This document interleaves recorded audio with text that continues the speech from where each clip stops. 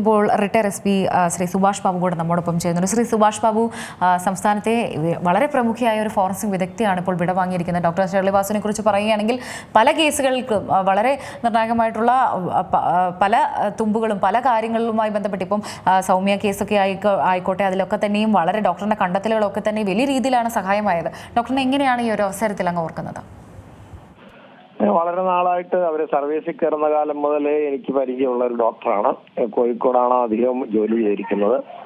അപ്പൊ അവരെ സംബന്ധിച്ചിടത്തോളം ഈ വിഷയത്തില് വളരെ അഗാധമായ അറിവും അതിനേക്കാൾ ഉപരി അവർക്കുള്ള അറിവും കഴിവും പ്രയോഗിച്ച് താൻ ചെയ്യുന്ന ഓരോ പോസ്റ്റ്മോർട്ടവും വളരെ ഗാഢമായി അതിന്റെ കാര്യങ്ങൾ, ശരീരത്തിന്റെ കാര്യങ്ങൾ പഠിച്ചതിന് ശേഷം വ്യക്തമായ നിഗമനത്തിലേക്ക് എത്തുകയും ആ നിഗമനം സമർത്ഥിക്കുന്നതിന് വേണ്ടി അപാരമായ പ്രാഗൽഭ്യം ഉണ്ടായിരുന്ന ഒരു ഫോറൻസിക് ഡോക്ടറാണ്.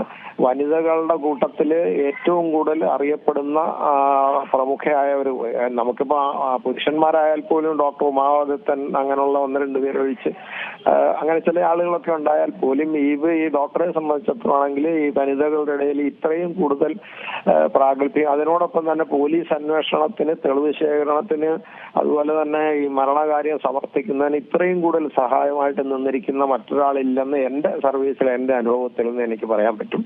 അത് തന്നെയല്ല, അതിനോടൊപ്പം തന്നെ അവര് ഈ പ്രൊഫഷനോട്, ഈ ഒരു ഫോറൻസിക് വിഭാഗത്തിനോട് അത്ര ആത്മബന്ധം പുലർത്തിയിരുന്നു. അതുപോലെ തന്നെ വിദ്യാർത്ഥികളെ സംബന്ധിച്ചിടത്തോളം വിദ്യാർത്ഥികൾക്ക് വളരെ കൂടുതൽ പ്രിയപ്പെട്ട ഈ വിഷയത്തിന്റെ ഒരു ആധികാരികമായ ഒരു അതോറിറ്റി എന്നുള്ള രീതിയിൽ അവരെ എല്ലാ രീതിയിലും ഉദാഹരിക്കാൻ കോടതി പോലും ഇവരുടെ തെളിവ് എക്സ്പെർട്ട് ഒപ്പീനിയൻ എന്നുള്ള രീതിയിൽ ഒരുപാട് സ്വീകരിച്ചിട്ടുണ്ട്.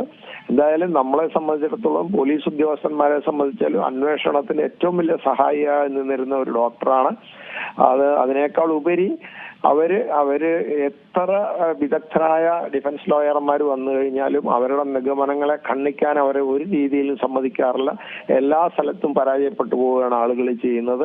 ഈ കുറെ കോൺട്രവേഴ്സി, അവരുടെ ഔദ്യോഗികമായിട്ട് ചില പ്രശ്നങ്ങൾ കാരണം കോൺട്രവേഴ്സി അവരുടെ സഹപ്രവർത്തകർ ഉണ്ടാക്കിയിട്ടുണ്ടെങ്കിൽ പോലും അതിൽ പോലും വളരെ കൂടുതൽ ഈ ഡോക്ടറുടെ പോസ്റ്റ്മോർട്ടത്തിന്റെ ഫൈൻഡിങ്സിനെ അനുസരിച്ചിട്ടാണ് കോടതി പോലും നിഗമനത്തിൽ എത്തിയിട്ടുള്ളത്.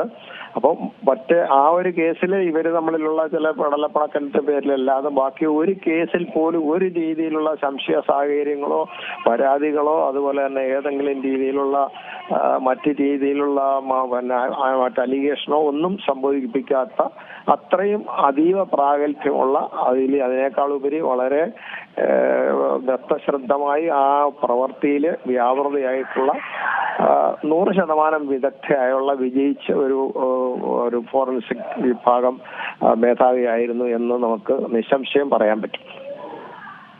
നന്ദിയുണ്ട് ഈ അവസരത്തിൽ പ്രതികരിച്ചതിന്. ഏറ്റവും പുതിയ വാർത്തകളും വിശേഷങ്ങളും വിരൽ തുമ്പിലറിയാൻ സീ മലയാളം ന്യൂസ് എല്ലാ ഡിജിറ്റൽ പ്ലാറ്റ്ഫോമുകളിലും ലഭ്യം.